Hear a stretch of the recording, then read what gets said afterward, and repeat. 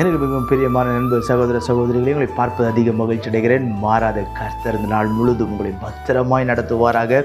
கர்த்தர் நாளை நமக்கு ஆசீர்வாதமாக்கி தரும்படிக்கு கர்த்தர் நமக்கு கொடுத்திருக்கிற உன்னதமான வார்த்தை வாக்கு தத்தம் என்ன என்று பார்ப்போம். அது உபாகமம் 22:7 சொல்லுகிறது, உன் நாட்கள் நீடித்திருக்கும் என்று கர்த்தர் சொல்லுகிறார். ஒரு வேலையுடைய பலவீனத்தின் நிமித்தம் நான் எவ்வளோ நாள் பிரதர் உயிரோடு இருக்க போகிறேன், நான் எவ்வளோ நாள் உயிரோடு இருந்து காலத்தை தள்ள போகிறேன்னு சொல்லி பல யோசனைகள் உங்களுக்குள்ளாக ஓடிக்கொண்டிருக்கலாம். ஆனால் கர்த்தருடைய வார்த்தை சொல்லுகிறார், நான் உனக்கு வாக்கு தத்தம் பண்ணினவைகளை நீ சுதந்திரித்து வாழ்ந்து அனுபவிக்கும் நாள் வரைக்கும் உன் நாட்கள் நீடித்திருக்கும் என்று கர்த்தர் சொல்லுகிறார். கர்த்தர் சொல்ல, எனக்குன்னு யாரும் இல்லையா பிரதர், நாளை என் பிரதர் உயிரோடு இருக்கணும், எனக்கெல்லாம் நாளைக்கே சாவு வந்தாலும் உடனே சாகிறதுக்கு ரெடியாக இருக்குன்னு சொல்லி சிலர் சாக வேண்டும் என்று நினைப்பார்கள்.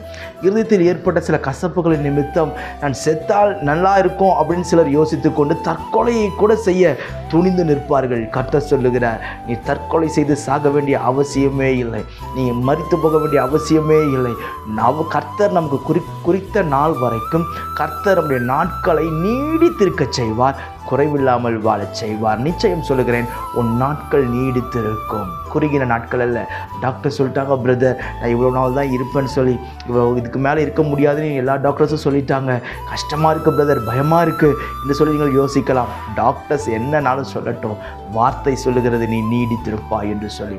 கர்த்தர் நம்முடைய வாழ்க்கையை நீடித்திருக்க வேண்டும், நம்முடைய நாட்கள் நீடித்திருக்க வேண்டுமே. ஆனால் நீங்களும் நானும் செய்ய வேண்டிய ஒரு காரியம் ஒன்று உண்டு. அது என்ன என்று பார்ப்போம்.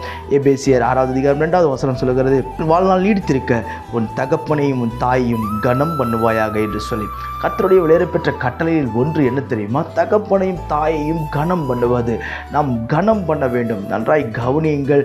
நான் என்ன காரியங்களும் வயது போன காலத்தில் எடுத்தெறிந்து பேசுவது, காயப்படுத்தி பேசுவது, அதையெல்லாம் விட்டு அவருடைய வார்த்தைக்கு நாம் கனப்படுத்தி அவளை மேன்மைப்படுத்தும் பொழுது உன்னுடைய நாட்கள் நீடித்திருக்கும். அநியாயமாக சின்ன வயதில் எங்கெல்லாம் எங்கள் ரோட்டில் போய் பார்த்தா சின்ன வயசுலேயே அகால மரணங்கள், 20 வயசு 21 வயசு 14 வயசு அகால மரணங்கள். பைக்கில் போகிற அடிபட்டு சாகிறான், சொல்கிற பேச்சை கேட்குறதே கிடையாது. எங்கே பார்த்தாலும் அகால மரணங்கள். சின்ன வயசு, வாழ வேண்டிய வயசில் அநேகர் மரித்து கொண்டிருக்கிறார்கள். கர்த்தர் சொல்லுகிறார், அவர் விரும்புகிற காரியம் என்ன தெரியுமா? நீ தகப்பனையும் தாயையும் கனம் பண்ணும் பொழுது பூமியில் உன் நாட்களை கர்த்தர் நீடித்திருக்க செய்வார். சுகித்திருப்பாய், வாழ்ந்திருப்பாய், குறைவில்லாமல் நிற்பாய். நான் உங்களுக்காக ஜெபிக்கட்டும். பரலோக பிதாவே, இந்த வார்த்தையெல்லாம் கேட்கிற நண்பு சகோதர சகோதரி ஒவ்வொருவருக்கும் நான் ஜெபிக்கிறேன். கர்த்தர் மேன்மைப்படுத்தி நிலைநிறுத்தும், கனப்படுத்தி வாழ வைப்பீராக. உன்னதமான தேவனுடைய பலன் என் பிள்ளைகளை அலங்கரிக்கட்டும் என்று நான் ஜெபிக்கிறேன். தடைகளை நீக்குகிறவர் எல்லா தடைகளையும் உடைத்து நொறுக்கும்படிக்கு நான் ஜெபிக்கிறேன். இன்றைக்கு கர்த்தருடைய கரம் இறங்கி வரட்டும். எல்லா புத்திக்கும் மேலான தேவ சமாதானம் ஒவ்வொரு இருதயத்தையும் ஆளுகை செய்யட்டும். ராஜா கிருபை சூழ்ந்திருக்கட்டும். இயேசுவின் நாமத்தில் ஜெபிக்கிறேன் ஜீவனுள்ள பிதாவே. ஆமென். ஆமென். God bless you.